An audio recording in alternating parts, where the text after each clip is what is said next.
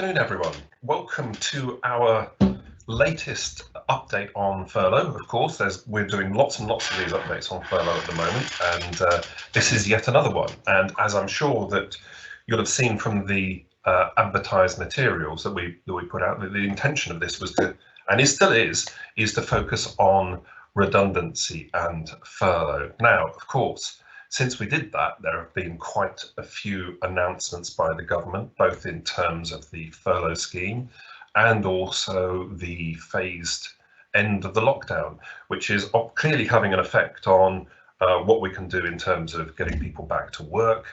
And also the extension of the furlough scheme itself is going to have a knock-on effect in terms of the timescales that we're operating to in relation to redundancy. And so, of course, one of the issues that we had in relation to redundancy and furlough was timescales in which we were going to be starting. So the agenda's changed a little bit, is essentially what I'm trying to say, and we've got a lot to cram in the next hour. As I've just put on the screen, you should see on your right-hand side a Q&A section.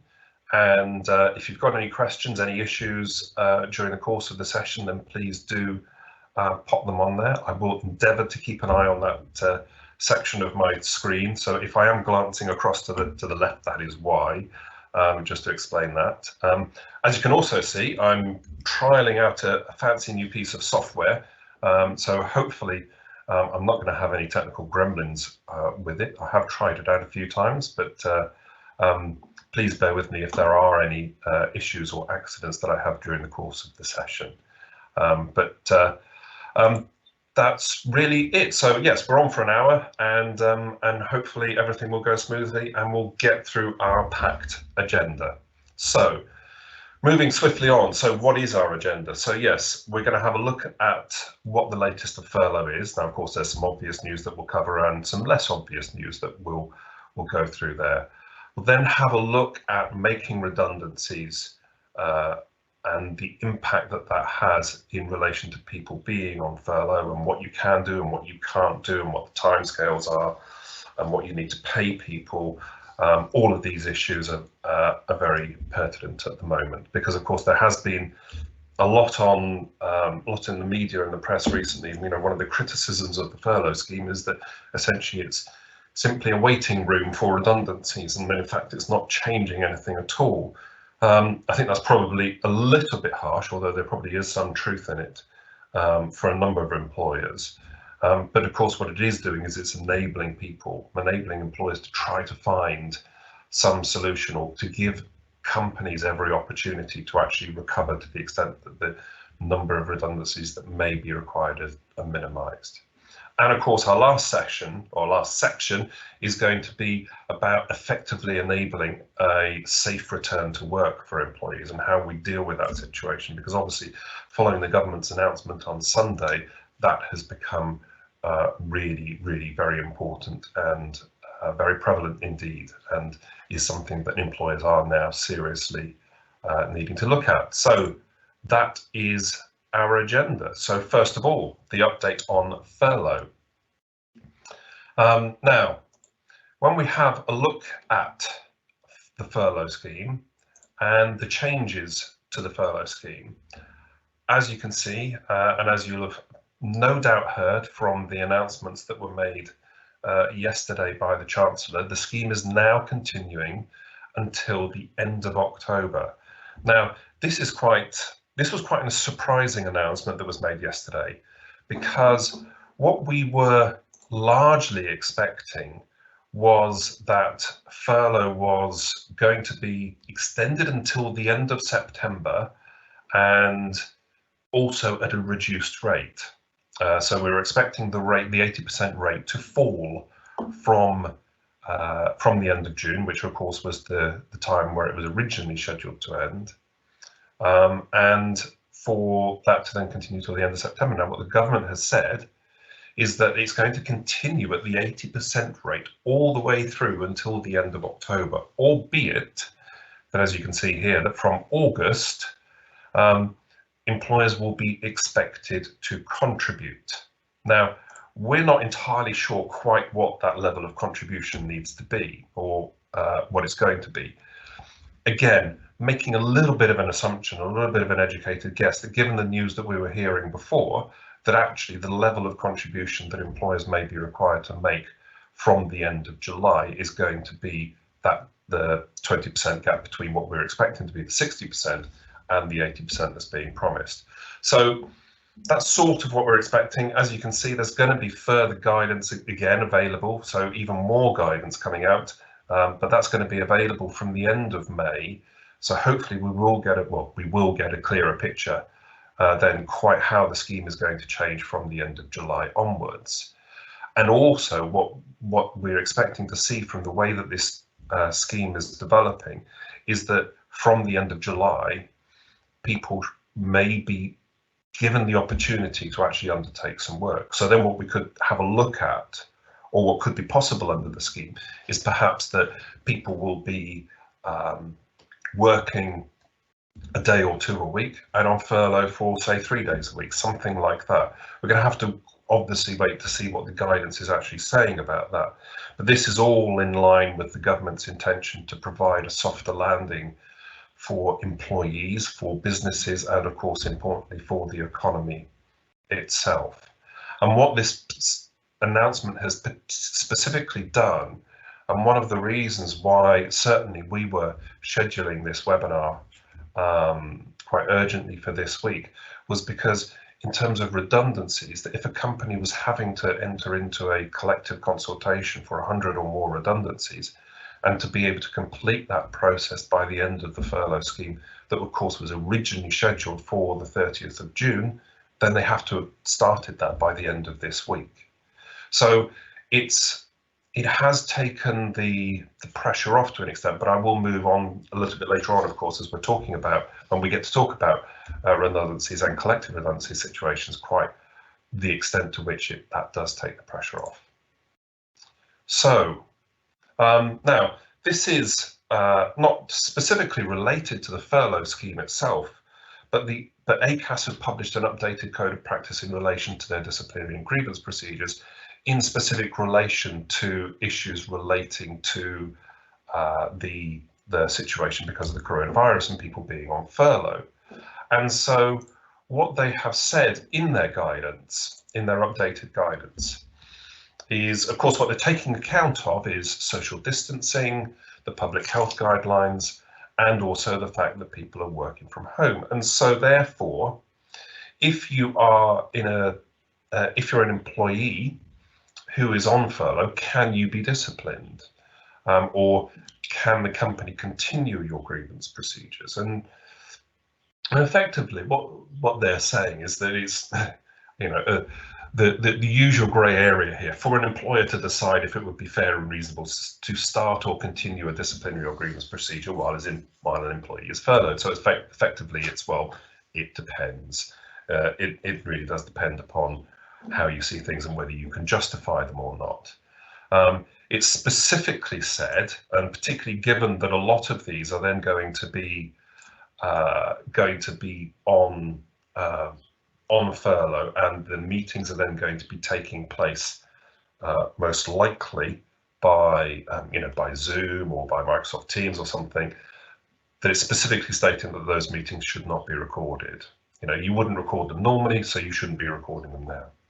And it then goes on to state that participation by the employee must be voluntary. Now, this is the bit that I must admit that is the most difficult to deal with, because if you're wanting to discipline somebody and they are on furlough, and that their participation must be voluntary, then clearly they're not going to, well, you wouldn't necessarily expect them to agree. But of course, we don't have to necessarily ask them that they are volunteering. We can simply continue our normal processes, and then, given that they then participate, that then they have volunteered. They have voluntarily taken part in those processes. The other thing that, of course, we need to have a think about is that what about the employee tasked with undertaking the investigation? Because, of course, as we know with furlough, you cannot undertake any work. So what you're going to have to ensure is that anyone who's part of the investigation process, so perhaps even witnesses, would actually be technically working and therefore not able to do that in a consistent way, consistent with the rules of the furlough scheme. Of course, a manager undertaking the disciplinary process or undertaking the disciplinary meeting, that is going to be work for them. And so, again, they cannot be on furlough whilst that is happening. Okay, so there are some practical issues that come about as a result of this guidance. As I said, the most difficult one to deal with is that the participation is supposed to be voluntary, but I think on a case-by-case basis, we can probably manage that okay. But of course, given that everyone is on furlough, then hopefully there aren't going to be too many disciplinary matters that are going to be arising, or certainly not any new disciplinary matters that should be arising.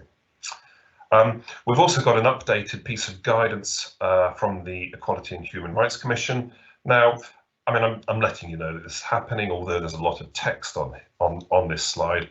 There really isn't a huge amount new here, because effectively what we have got is that this guidance is simply saying, in reality, that normal obligations remain. So it's about ensuring that you're not discriminating against people, against your employees, on the basis of particularly pregnancy or disability or age. Those are the three protected characteristics where people are most likely to be disadvantaged or treated less favourably as a result of their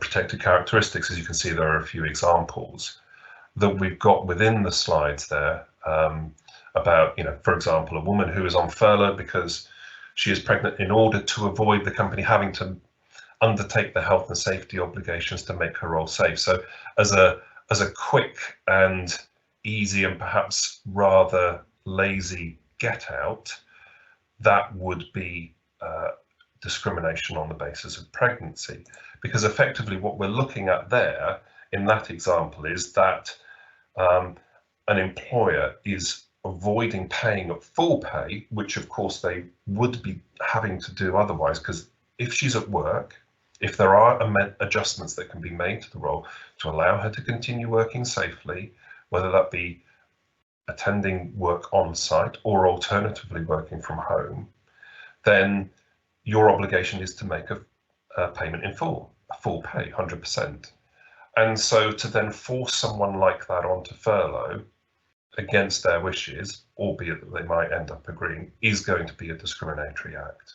Okay, so we just need to be aware of these underlying discriminatory issues in relation to selecting people for furlough. Perhaps I hesitate to use the word forcing people onto furlough, because of course it is an agreement and you are seeking and obtaining employees' agreement to go onto furlough. And in fact, there may be a number of you out there who are actually saying, well, actually, we've got more requests for people to go on furlough. So it's not that we're forcing people onto furlough, it's people asking us to go on furlough. And so those are many of the issues that we're having to address, because of course then the balancing act that you as an employer have got to achieve is that you've got to make sure that you are actually entitled to place people on furlough, and therefore enabling you to make this claim under the scheme from the government. So we've got a balancing act to achieve throughout this process. And as we look at those other examples, so again, similar issues. So selecting a disabled employee for furlough to avoid making reasonable adjustments. So these first two examples are all about the employer trying to avoid their obligations in law because it's easier to place people on furlough. Okay, so that's the guidance from the Equality and Human Rights Commission. So again, it's just being aware of those obligations that you've got in relation to discrimination. So what next? So just before I actually move on to this next section, I just want to have a quick look at some of the questions that are being asked, because I've got a couple that are being asked here. So can an employee withdraw their acceptance to be on furlough as it has gone on too long and claim redundancy? Well, I'm going to move on, obviously, on to redundancy and furlough in due course, but yes, they can withdraw their acceptance to be placed on furlough, but of course that then may trigger a redundancy situation for that individual. But if it doesn't trigger a redundancy situation for that individual, then of course there may be other issues, there may be other options in terms of unpaid leave and so on and so forth. But certainly the furlough scheme is the alternative to a redundancy dismissal. And so if somebody is withdrawing their agreement to be on furlough and is effectively saying, I refuse to be on furlough anymore, then they are putting themselves in the front line for potential selection for redundancy. But there isn't any timescale on this. So the question is asking about, because furlough has gone on too long, whether it's therefore okay for them to withdraw that agreement. There is no trigger, which is unlike the statutory provisions in relation to a layoff, because for those of you who attended our first webinar on furlough, we also addressed the issue of layoff. Now, a number of employers have a layoff clause in the contract, which then enables an employer to lay someone off without pay for a period of time. And when I say without pay, there is a statutory guarantee payment of around about just under £30 per day for a maximum of 5 days. But in those circumstances where they are laid off, they cannot be laid off for more than 4 weeks on a continuous basis or 6 weeks on a discontinuous basis, unless, or should I say if they do so, then that triggers a redundancy situation. It triggers the redundancy payment. There is no such trigger in the furlough scheme. And so there isn't an automatic stage at which that would be triggered.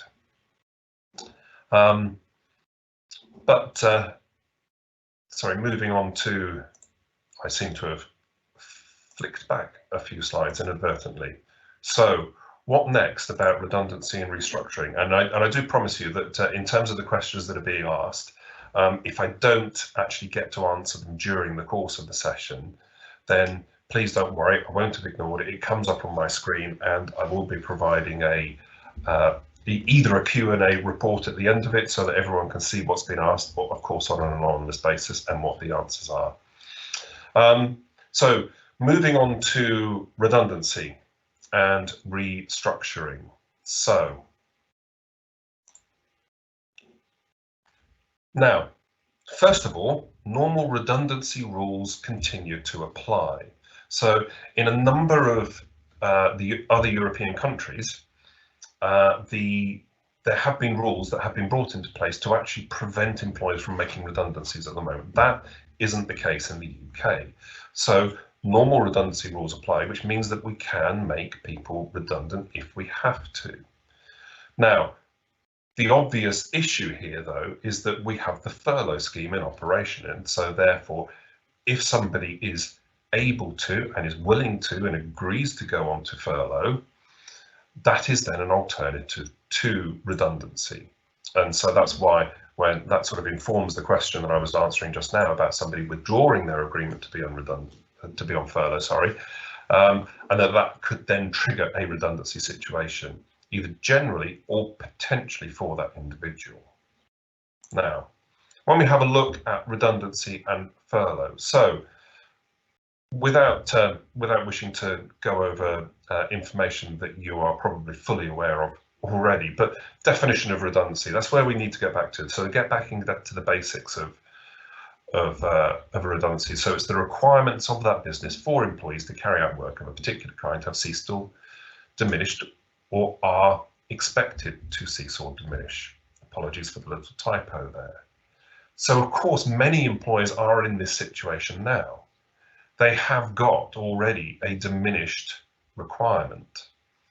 But of course, the purpose of the furlough scheme is to enable employers to be able to press the pause button on this. And hopefully then when we get to the end of the furlough scheme, the requirements that businesses have will not be significantly different to what they are at the moment, or sorry, to what they were before the furlough scheme was put into operation.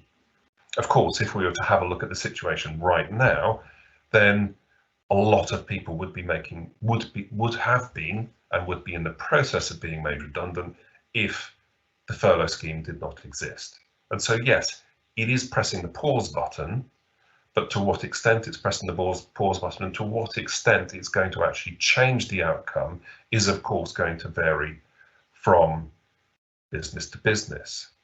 Now, making an employee redundant during the furlough scheme is likely to be an unfair dismissal. And when I say during a furlough scheme, I mean during a time when they have given their agreement to being placed on furlough.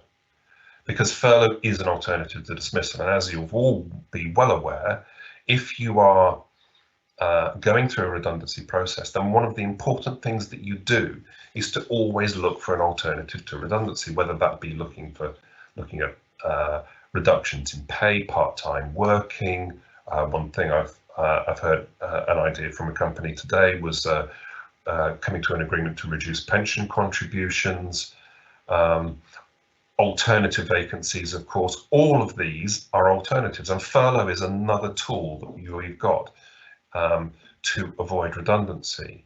And so those are all the things that you could be looking at. Now, the last bullet point there was looking at the fact that, yes, there are there are a number of employers out there who are topping up pay. So perhaps employees that are on furlough aren't actually losing out financially because they're still receiving their normal pay, and it's just that the employer is then claiming the 80% from the government, and the employer is taking the hit.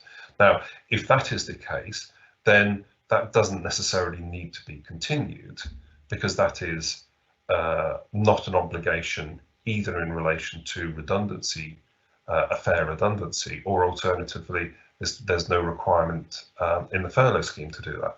And so it could be that actually one of the conditions that you have got placed on employees, if they wish to remain on furlough, is that they then drop to whatever the level of pay that the furlough scheme is providing at that time, which of course, as we can see, is still going to be 80%, and certainly 80% without any contribution from the employer until the end of July. So that's the situation in terms of the redundancy and whether it's fair to make somebody redundant during furlough, which, if they are agreeing to be placed on furlough, our view that it is not is almost certainly going to be an unfair dismissal. Now, when we look at the redundancy processes during furlough, so of course, if you start your redundancy processes now and you go into consultation, whether that be collective consultation or individual consultation, and I'll get on to the issues in terms of that in a little bit, the options there. Now, fortunately, what the guidance has said is that, as you can see from this third bullet point, it says employees who are union or non-union representatives may undertake duties and activities for the purpose of individual or collective representation of employees and other workers. So this is giving a bit of a green light, we think, in more broadly speaking, in terms of redundancy processes and the individual consultation meetings that you'll be having, the collective consultation meetings that you'll be having, and that those individual employees that are involved in those processes can do so whilst being furloughed. Now, one of the things that has come up, one of the issues that have been raised, certainly in a unionised environment, is that a number of requests have been made in relation to the fact that employee representatives would like to be paid their full normal pay during a period of time where they are undertaking those activities. Now, of course, you can top up pay. And so if you wish to top up pay to take account of the fact that they are not doing absolutely nothing on furlough, and in fact they are taking part in these consultation processes, then of course you can do so if you wish. But there's no requirement for you to do that. So redundancy processes we are okay on. We can start those processes, we can continue those processes, whether they be collective or individual processes. Now, as you can see here, these are the timescales that we've got. So if you are proposing to make 100 or more employees redundant, then as you'll probably be fully aware, you've got to undertake a 45-day collective consultation. If it's 20 or more, or should I say between 20 and 99, then it's a 30-day consultation. And if it's less than 20, there is no specific timescale, but essentially what case law says is for that not to be, I've said not less than 20 days, that's, perhaps I'm being a little bit cautious there. You can do it in less than 20 days. I certainly don't like it being done in less than 14 days. And that's in normal circumstances. And what we've got to appreciate here is that we're not in normal circumstances, because we're not going to be able to undertake these consultation meetings in the normal way. We've got social distancing issues to take into account, and it might be that we're undertaking these meetings by video conferencing and those sorts of activities. So we need to be aware of that and perhaps provide a little bit more leeway in terms of the timescales than we otherwise would do. So that's why I'm saying, or encouraging not less than 20 days, but I'm not saying that that is an absolute bar or an absolute be all and end all.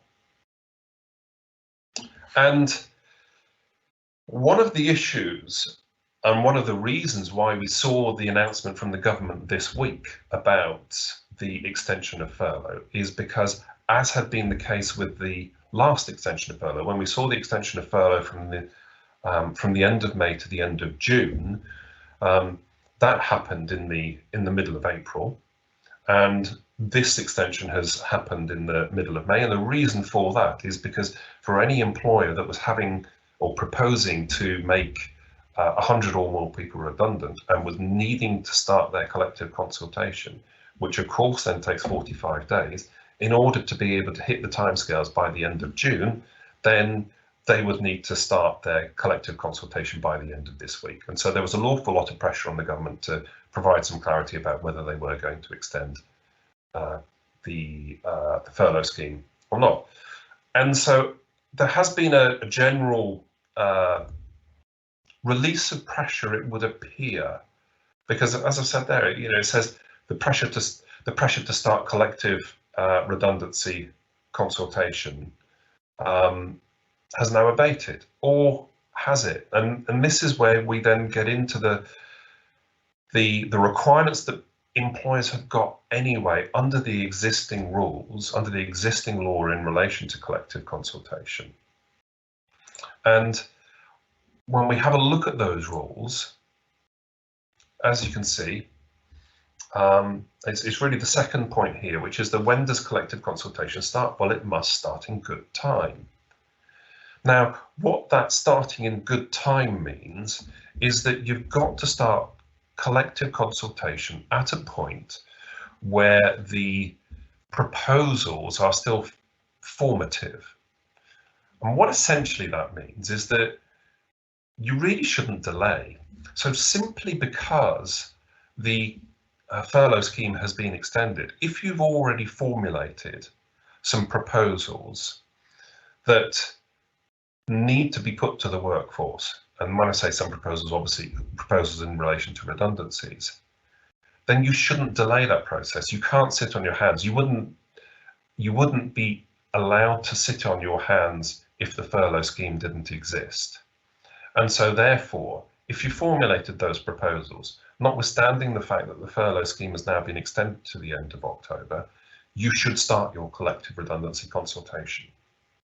And that might then mean that, well, it will mean that then you're going through a process at an earlier stage than perhaps you might have been necessarily expecting following the announcement yesterday, but you should still do so. Of course, again, when I talk about the normal rules in relation to collective redundancies, we're talking about meaningful consultation. Of course, just a little reminder there about the fact that when we're having a look at when you're proposing to dismiss, we're looking at establishment. So we go back to the Woolworths decision in relation to the fact that it's more than, it's 20 or more people at any one establishment, not necessarily right across the organisation, as was briefly the case. You also obviously need to have a look at what consultative bodies you have already in existence. So are there consultative bodies that you can consult with on redundancies? And what you need to do, even if you do have employee forums or information and consultation committees, you need to check that the scope of that forum covers redundancy, specifically covers redundancy consultation. Okay, you don't want to start consulting with a body where they don't have authority, written and clear authority to consult on collective redundancies, because otherwise we can get ourselves into a really difficult situation, because then we're going to be consulting with employer representatives who aren't appropriately and duly elected, which is then going to expose us in relation to protective awards. So, and I'll get on to protective awards in a moment. Now, the timeline for collective redundancy consultation, as I said, if you've already formed your proposals, then you need to crack on with this. But in terms of just giving you a reminder about the steps that you need to go through, if you are having to hit collective, or if you hit the numbers that require collective consultation, then just bear in mind that points 2 through to 5, where you're having to determine the appropriate employee representatives through elections and ballots, that is going to take you a good week or 2 to achieve. So you need to build that into the timeline. And it's only once you get to point 6, so where you sit down with those employee representatives and you formally give them all of the prescribed information as you're required to do so under law, that 30 or 45-day consultation process then begins. And so practical issues now, and this is I think where we've got the biggest challenges, because of course we're all working remotely. I say we're all working remotely. A number of us are working remotely, and those that aren't working remotely have been, up until today, following the government's announcement of the weekend, have been at home on furlough. And so everyone, except I completely appreciate all of the fabulous key workers in the NHS and in the caring industry, and many other frontline key workers in the food supply and industries as well. But putting all of those people to one side, everyone has been at home. And where you're in a situation where you have still got perhaps employer representatives or individual employees that you're all trying to consult with, and these people are at home, we have got issues in relation to pulling all of those people together to try to ensure that we've got an effective consultation process, because we've still got the same obligations in relation to achieving meaningful consultation. And so we've got to have a look at ensuring that we've got effective systems to achieve that remote consultation. It probably means it's going to take a little bit longer, which is why when I was talking about undertaking that individual consultation and the timescale for that, I was talking about actually having that slightly longer than you perhaps would do normally. You've also got to ensure, and there is an obligation for you to make sure that all of your employee reps have appropriate access to facilities in order to undertake their activities as employee representative. So how are they going to get access to all of the employees? Normally they would just be able to call meetings and pull everyone together. That isn't going to be the case. It's all got to be done remotely, and well, I say all got to be done. A fair degree of that is going to have to be done remotely, and so we're going to have a think about the systems that people use and also the way that this works in order to ensure that the consultation is still effective. And the reason for that is because, and this is very important, is that if you fail to have meaningful consultation, the penalty is so significant. Now, the figure that I put there, £375,000, let me just explain that, because there is a reason for that. That it is an example. And if we were to say, for example, if 50 employees were affected by the redundancy situation, so we've got a collective redundancy situation for 50 employees. Let's say they earn the average income as per the Office for National Statistics, of circa £30,000, 90 days pay for every affected employee is going to cost the business £375,000. So it's a really significant amount of money for a failure to comply. So it's worth putting the effort into ensuring that the appropriate facilities are there and that you don't rush things unnecessarily. Hopefully, the extension of the furlough scheme, certainly until the end of October now, means that trying to hit a deadline of 30th of June does take the pressure off in terms of being able to achieve that appropriate and full and meaningful consultation process during that period of time. Okay, so furlough and notice pay. Now, one of the things that has come up in a number of the questions that have been asked is that, okay, we've got our people on furlough, and okay, we've started our redundancy processes, and in fact, maybe even completed our redundancy processes with them, and we are then issuing notice of termination to them, but they're agreeing to remain on furlough, but we want to give them notice of, well, we have given them notice of termination, so what do we need to pay them during their notice period? Can we just simply allow notice to run during their furlough leave period, and so therefore they continue to get 80% of pay during this period of time rather than the 100% of pay?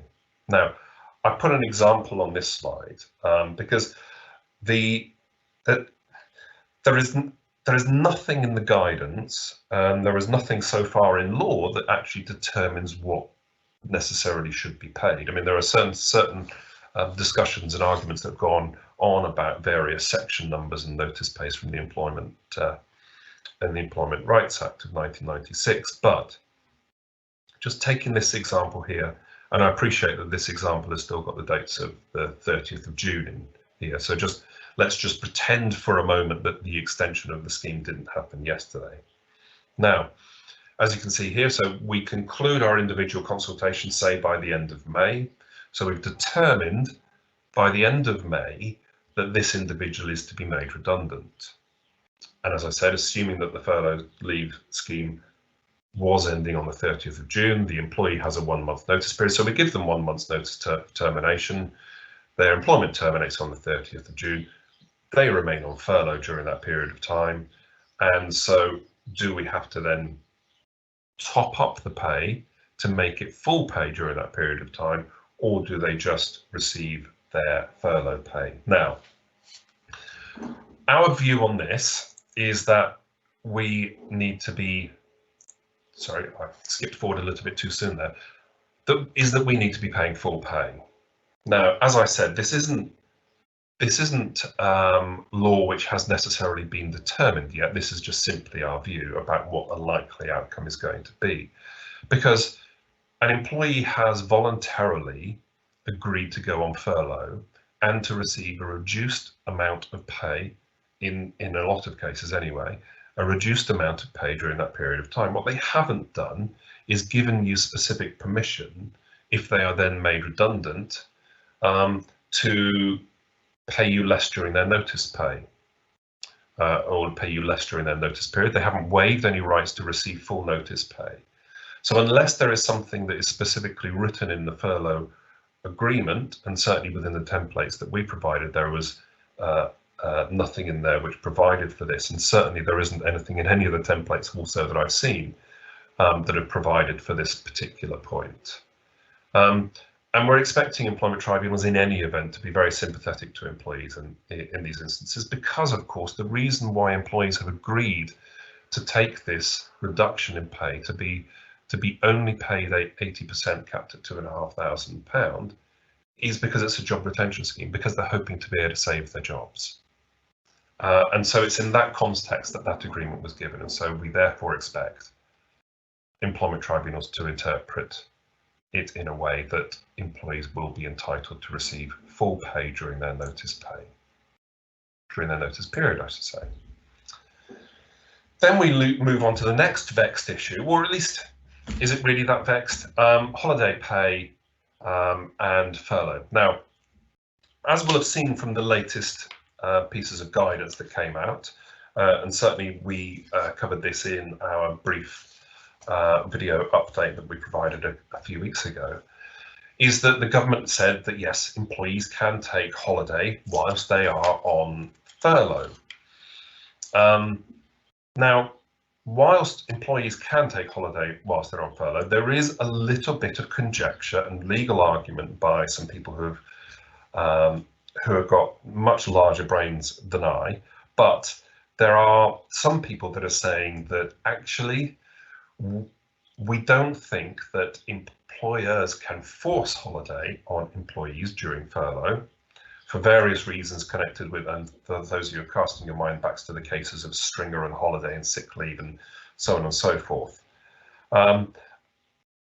Whereas certainly I've got to admit that my view on that is that I think that employers are going to be able to force holiday, but I just need to make you aware that there are still some arguments occurring, and there's going to be some challenges in tribunals in relation to holiday pay, and particular holiday pay and holiday entitlement where the employer has forced that holiday entitlement on the employee. And when I say forced, the employer can require the employee to take holiday in accordance with the contract of employment, and of course under the working time regulations it can give notice.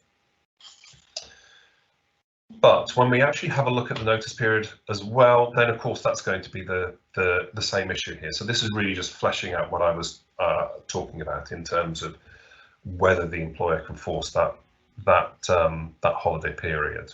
And of course, when it's during the notice period, then and you know that termination of employment is going to be happening, if you can require an employee to take notice during that, take holiday during that notice period, that's going to be advantageous to you, because although you have to ensure that you're providing 100% pay, their normal pay whilst they're on holiday, rather than just simply the furlough pay, you're still claiming the furlough pay, and so therefore all you're having to do is top up that 20%.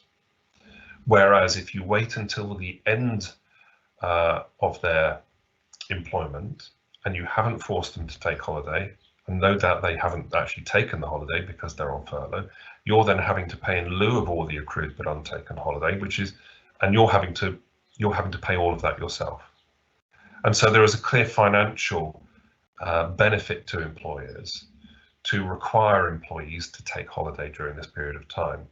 But there is uncertainty in this area about whether in fact this is challengeable or not. Well, it's certainly challengeable, but whether those challenges are going to succeed. So you just need to be aware that that is the case. And of course now, hopefully that deals with a number of the redundancy issues that we've got. So effectively, you can progress with your redundancy processes. You can progress with your redundancy consultation meetings, and in fact, you should be conducting particularly your collective redundancy consultation meetings. If you've formulated your proposals, you need to do that. And then again, when you then get to giving notice, you will be giving notice, and you will be giving perhaps full contractual notice.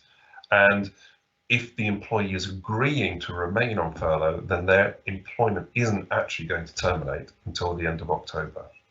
Okay, so you won't be making anyone redundant during the furlough scheme if they are furloughed and willing to be furloughed.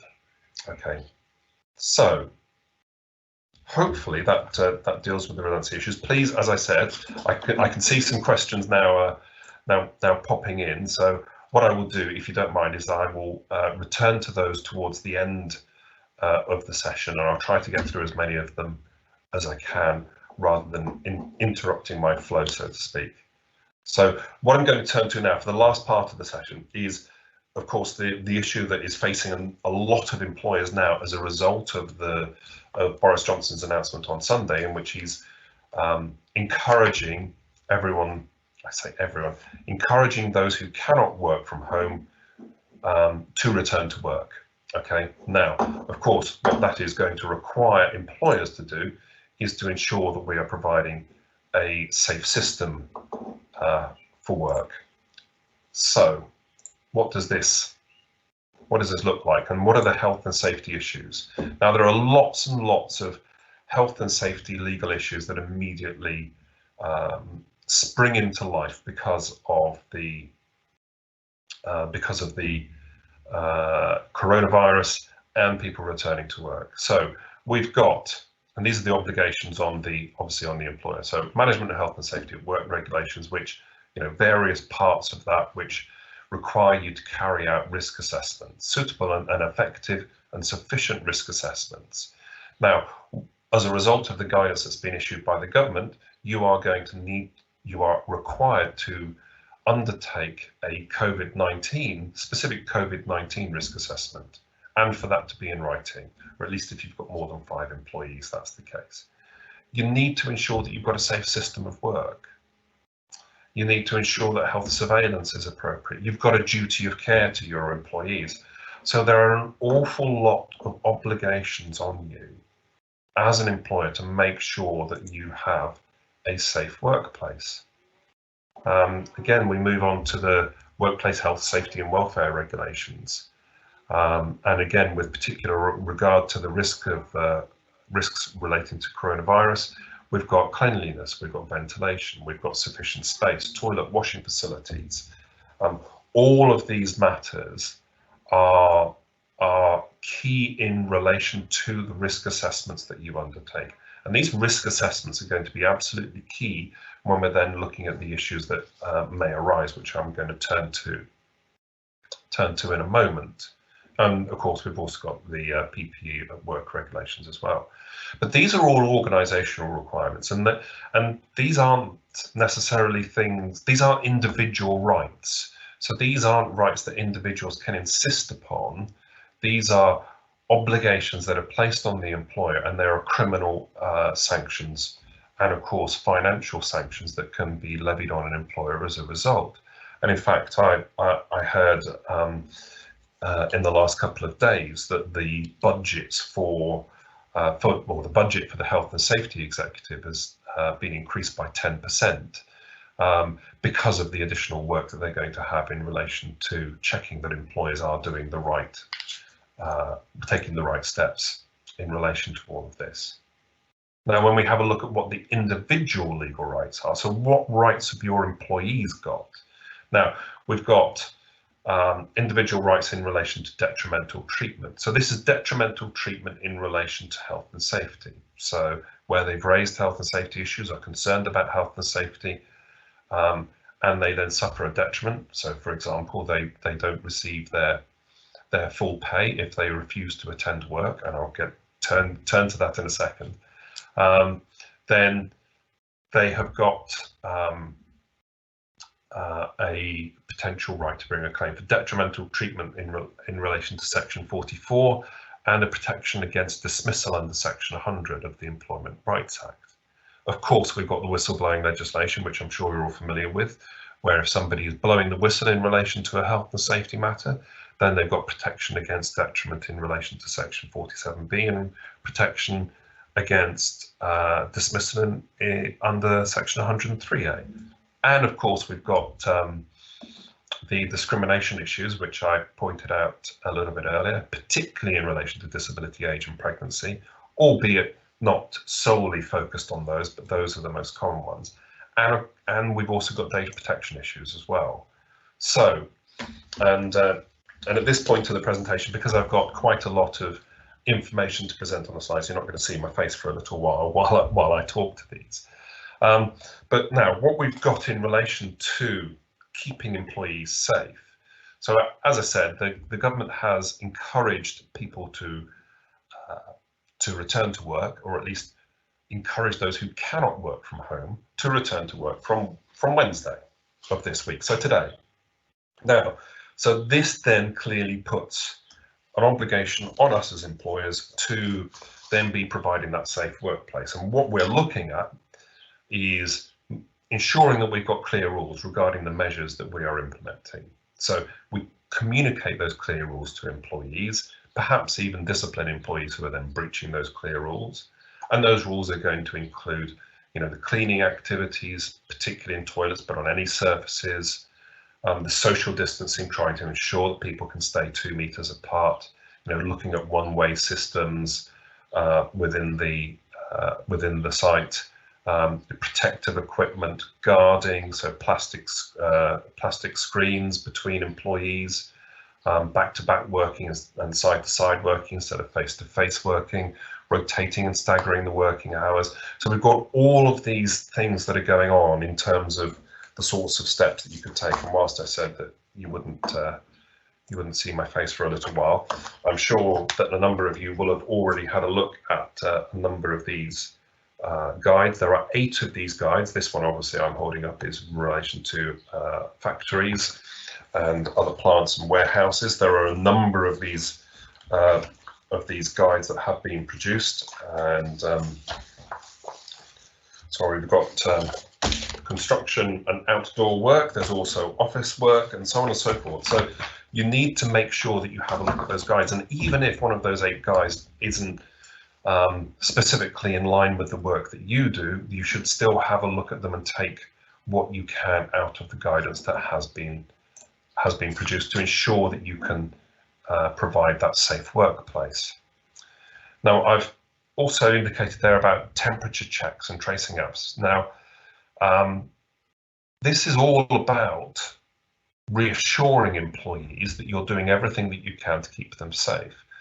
There are data protection issues, and I have got one, like I said, I'm going to turn to data protection right at the end, only very briefly, because I don't intend to go into an awful lot of detail about data protection in this particular presentation, but there are issues in relation to those temperature checks. But so this is probably the biggest issue that, well, no, it's not going to be the biggest issue that employers come across. The biggest issue is ensuring that you provide a safe system of work and that you protect everyone's health and safety. But the sort of employee relations issues that then might flow from that are going to be employees who perhaps refuse to attend work, despite all of the work that you've done in order to try to provide a safe system of work. Now, simply because they refuse to attend work, it doesn't mean that you can't discipline them. Or should I say, simply because they're refusing to attend work in the circumstances of coronavirus, doesn't mean that you can't discipline them. It doesn't mean that you can't dismiss them, potentially, but, and there are obviously some really big buts here. If they have genuine health and safety concerns, so if they've got a reasonable belief of serious and imminent threat to health, it doesn't necessarily have to be theirs, it could be, for example, somebody that they live with, then they are protected against detriment and dismissal under Section 44 and under Section 100. And of course, it might be that that's also covered by the whistleblowing legislation as well. So we've got to be really careful about that. So if we are saying, well, we either we don't believe you about the serious and imminent threat that you believe that there is, or alternatively, it's just simply not a reasonable belief that you hold, then we still may be able to discipline and or alternatively dismiss. Now, and this is where we get into the slight conundrum here. If you have, as an employer, followed all of that advice that has been provided by the government, and you've gone to great lengths to ensure that you're providing a safe system of work, does it necessarily then follow that A, you are providing a safe system of work, and B, that it is then unreasonable for an employee to believe that there is a serious and imminent danger? And, well, as it says there, possibly, possibly not. Just because your instruction might be reasonable, given the steps that you have taken to make sure that you have a safe system of work, it doesn't necessarily follow that an employee's concern or their belief about there being a serious and imminent threat isn't reasonable. Both can be true, and that of course gives us a bit of a problem. And essentially, what we're going to have to do is we're going to have to explore these on a case-by-case basis, because also when we have a look at that, it's the fourth bullet point here about the regulations that were introduced by the government in relation to coronavirus. I mean, it does actually state in those regulations that the reason that they were introduced was because there was a serious and imminent threat to public health. They've used the exact wording that exist in the Employment Rights Act. So we're going to, if you're going to go down this route of disciplining or dismissing people, where those people are saying that they are concerned about their health or the health of others, and that concern is serious and it is imminent, then it's going to be very difficult to for you as an employer to be able to contend otherwise. That's not saying that it's impossible. It's not saying that you won't be able to, but you need to take that into account. Okay, but the last bullet point here, and this goes back to sort of with the consultation theme that we're running through the redundancy issues, is that if you consult with your employer representative, if you consult with the trade union about the measures that you're implementing and communicate them through to employees in a detailed way, and that you get the support of the trade union or the employer representatives when doing so, then that's going to provide greater weight to your argument about the fact that there is a reasonable instruction to attend work, and perhaps therefore that the reasonable belief by the employee is going to be, well, it's not going to be reasonable. We've also got these issues of concern. So about what do we do about these different groups, and actually, and obviously, what do we do with these different groups in light of the fact that everyone is being encouraged to return to work, or at least those that cannot work from home? Well, obviously, the issue for extremely vulnerable employees remains the same. They are advised not to attend work, and therefore it would be unreasonable to require them to attend work. And so therefore we should be looking at either furlough, or if they are sick, obviously they would qualify under the statutory sick pay rules or the company sick pay rules. When we look at vulnerable employees, and in fact other disabled employees, because there's been a great focus on the list of the people within these categories, but of course we've also got other disabled employees, disabled as per Section 6 of the Equality Act, who would also potentially qualify as vulnerable, or at least you should be treating them in the same way as you would do vulnerable employees.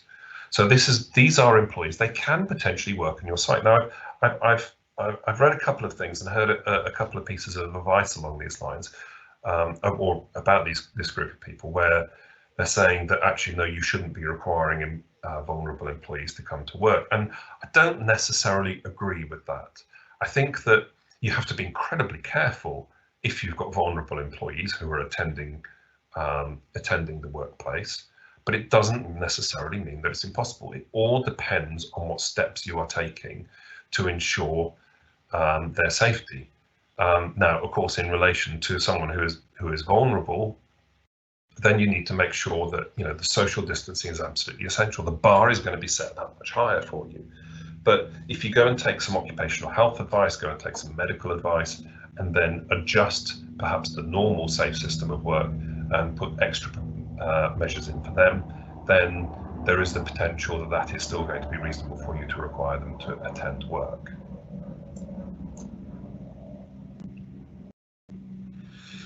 If somebody is refusing to attend work because they live with somebody who is shielding, then there is still a risk of a detriment claim there. So we need to be really careful. Again, case by case basis, we're going to need to explore with them what their particular circumstances at home are, but there are going to be a number of people who are caught up in this situation. There isn't an obligation specifically for you to make a reasonable adjustment under the equality legislation for these people, because they are not the ones who are disabled. But again, it's risk assessment, explore options, explore the concerns, and then we can make informed decisions about what the reasonable outcome is going to be. And of course, what's going to flow from all of this is going to be pay. What should we be paying somebody? If somebody is living with somebody who needs the shield, then what should we be paying with them during this time? And this is where the risk of the Section 44 claim is, you see, because if you don't continue to pay them full pay, then the detriment that they are suffering is a reduction in pay. And that's where the risk in this is. So again, it's going to be risk-based decisions that we're going to have to take on a case-by-case basis. If somebody, as I've just indicated on the previous slide, if somebody is not extremely vulnerable or vulnerable, they still may need to shield because they are disabled. So even if they're not on those lists, they still may need to shield. It might then be a reasonable adjustment to do so.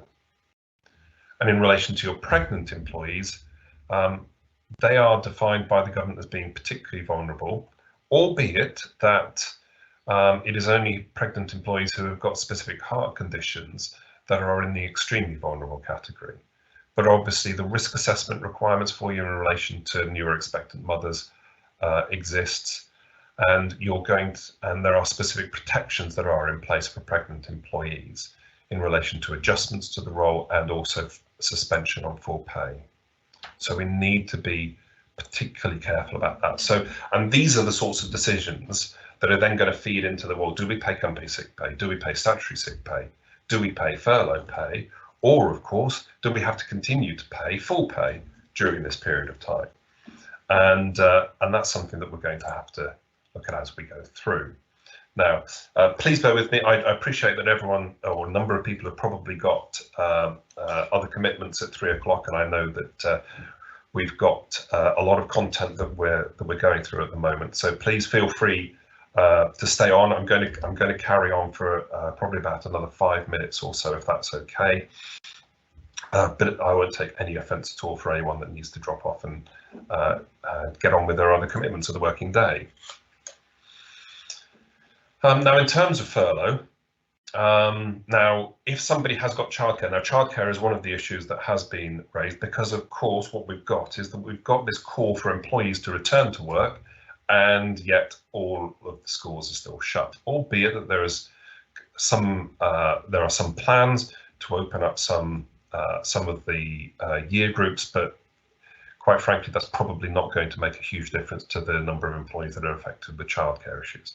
Those with childcare obligations and requirements can be furloughed.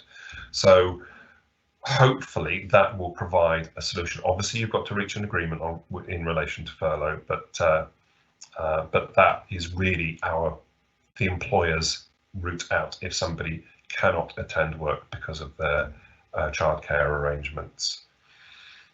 I wouldn't worry too much about the uncertainty that's been raised there in relation to shielding. There is some inconsistency in the Treasury direction that's been issued, and also the guidance that's been published also by the government. But we think that you can still furlough people whilst they are shielding, and I'm sure that's probably what an awful lot of you are doing in any event. And as I mentioned just now when I was talking about pregnant workers, there are particular obligations to suspend on full pay, but you may be able to furlough a pregnant employee if actually what you're saying to them and what you can prove is that the provisions that you have made in relation to the safe systems of work, as per your risk assessment, shows that actually it's safe and that they should be working. And so then if they're still refusing to attend work, then you can have a look at furloughing them, even though we've then got the same slight uncertainty in relation to the Treasury direction and also the guidance from ACAS and the job retention scheme as indicated above. And finally, in terms of the content that I'm going through, I will try to turn to some of the questions, as I said before we go. But data protection. So data protection, there are potentially some issues here, because when we are ensuring that we have got a safe system of work, we might be introducing some other measures and collecting other data that perhaps we wouldn't have been doing before. So for example, temperature checks. If employees are agreeable to temperature checks that are taking place, then, well, what are we doing with that information? How are we processing it? Who's going to have access to it? How long is it available for? What is actually the purpose of the check? There is some doubt or some lack of clarity about whether in fact taking somebody's temperature makes a big difference or is indicative of the risk that they present in relation to coronavirus. But actually, putting aside that, we've also got the fact that if we are temperature checking people, then actually we're giving employees a bit of reassurance about the measures that we are taking. So we've got that. We've got, obviously, in relation to GDPR and Data Protection Act that was introduced off the back of GDPR, we've got to ensure that we've got a legitimate interest for processing the data. Now, of course, our legitimate interest is going to be ensuring the safety and health of our employees. But of course, medical information, whether that be temperature checks, whether it be in relation to sharing information with the workforce about particular individuals who may have been diagnosed or have been exposed to coronavirus. Are we going to increase monitoring on those employees who are working from home? All of this may require a data protection impact assessment. All of this may require us to amend or introduce new privacy notices. So you just need to be aware of the data protection impact of